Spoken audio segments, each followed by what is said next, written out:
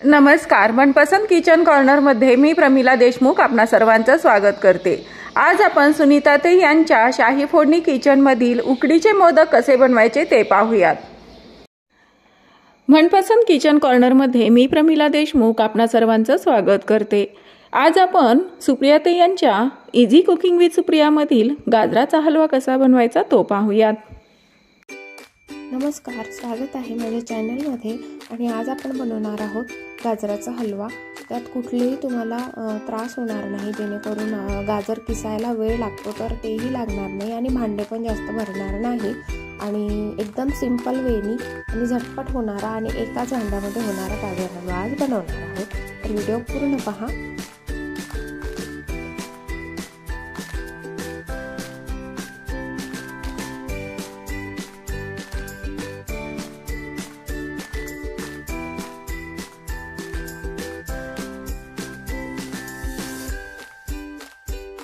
आता इथे मी 1 किलो गाजर घेतलेले आहे आणि याचे साल काढून टाकलेले आहे आणि आपल्याला याला किसायचं नाही आहे। इथे मी कुकर घेतलेला आहे एक आणि त्या कुकरमध्ये आपल्याला याचे तुकडे करून टाकायचे आहे।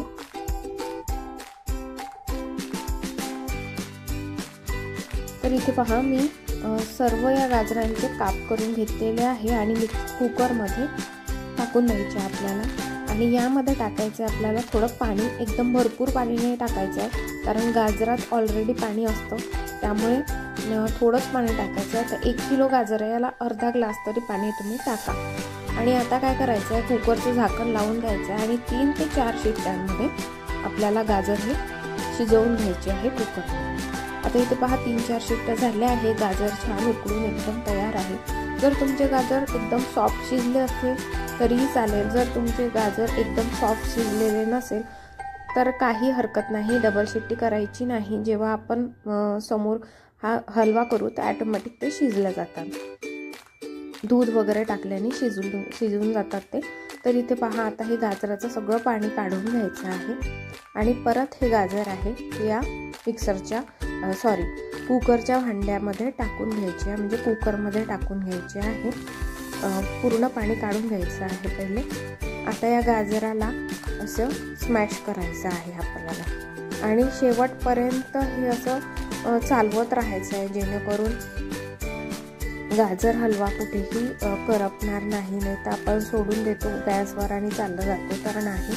इथे पहा, मी मिक्सरच्या भांड्यामध्ये मिक्सरचं भांडं येत आहे तोंडामध्ये, तर कुकरमध्येच मी इथे ठेवलं आहे कुकर आणि गॅसवर ठेवून द्यायचं आणि सायवाला दूध घ्यायचं आहे। साय काढलेलं दूध घ्यायचं नाही आहे, बिना साईचं दूध घ्यायचं आहे छान। आणि 1 लिटर दूध घेतलेलं आहे मी, तर अर्धा लिटर दूध आधी मी टाकून घेते आणि सारखं त्याला स्मॅश करत मध्ये मध्ये असं हलवत हा जो गाजर आहे, जे गाजराचे काप आहे ते आपल्याला पूर्ण फोडून घ्यायचे आहे, जेणेकरून कुठेही असं वाटणार नाही की अरे गाजराचा किस केलेला नाही आहे। तुम्ही बघाल शेवटी कुठेच तुम्हाला असं जाणवणार नाही की गाजराचा किस न करता आपण हा हलवा बनवला।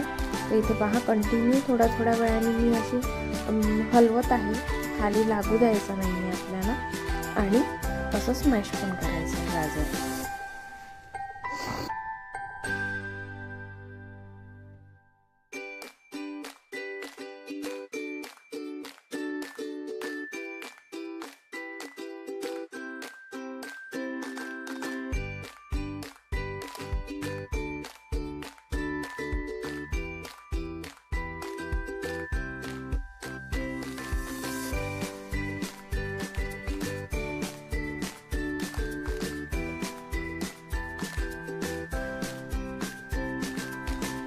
तर इथे बघा, पूर्ण दूध टाकून छान असं एकजीव करून घेतलेलं आहे। कुठेतरी वाटतंय का की हा गाजराचा हलव्यामध्ये आपण किस करून घेतलेला नाही आहे, म्हणजे आपला वेळ पण वाचतो आणि भांडे पण वाचतात। तर गाजराचा किस करत बसलो तर त्यात पण भरपूर वेळ जातो आणि भांडे पण भरपूर भरतात। तर हा एकदम इझी वे आहे तुम्हाला गाजराचा हलवा बनवायचा आणि कमी भांड्यात, म्हणजे भांडे पण भरत नाही। तर इथे पहा, आता पूर्ण जो आहे मी गाजर शिजवून घेतलेलं आहे, छान स्मॅश करून घेतलेलं आहे. आता यामध्ये टाकायची साखर. आता साखर कोणाला गोड हवं असतं, कोणाला नॉर्मल हवं असतं, फिक्कं हवं असतं. तर इथे 1 किलो गाजराला मी अर्धा ते पाऊण किलो साखर घेतलेली आहे.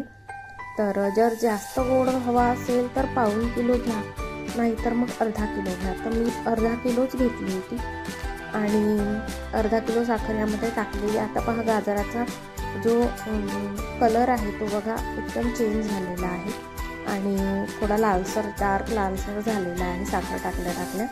आणि आता याला छान मिक्स करून घ्यायचं आणि साजूक तूप वरून टाकायचं आहे. आधी आपण बिलकुल साजूक तूप टाकलेलं नाही आहे, फक्त दूध आपण दुधामध्ये याला शिजवून घेतलेलं आहे आणि कंटिन्यू हलवत आहे, कंटिन्यू स्मॅश करत आहे. आणि जो तूप आहे साजूक तूप ते आता घालायचं आणि शेवटी जर तुम्ही साजूक तूप घातलं त्याची टेस्ट खूप छान लागते, खाताना तुपाची टेस्ट लागते. आणि इथे वेलची पूड पण मी आता घालून घेते. तर अशा प्रकारे अजून आपल्याला हा गाजराचा हलवा आहे. छान असं याचं पाणी जे आहे साखरेचं झालेलं आहे पूर्ण सुकेपर्यंत आपल्याला भाजून घ्यायचं आहे. तर इथे पहा एका पॅनमध्ये तोपर्यंत मी काय घेतलं आहे, तूप घेतलेलं आहे आणि या तुपावरती आपल्याला आता ड्रायफ्रूट्स टाकायचे आहे. ड्रायफ्रूट्स तुम्ही तुमच्या मनाने कुठले पण टाकू शकता, पण माझ्याकडे बदाम होते तर बदामाचे मी असे काप केलेले आहे मोठे मोठे. आणि बदाम छान असं भाजून घ्यायचे पहिले तुपामध्ये आणि त्यानंतर गॅस बंद करून मग टाकायचं आपल्याला किसमिस.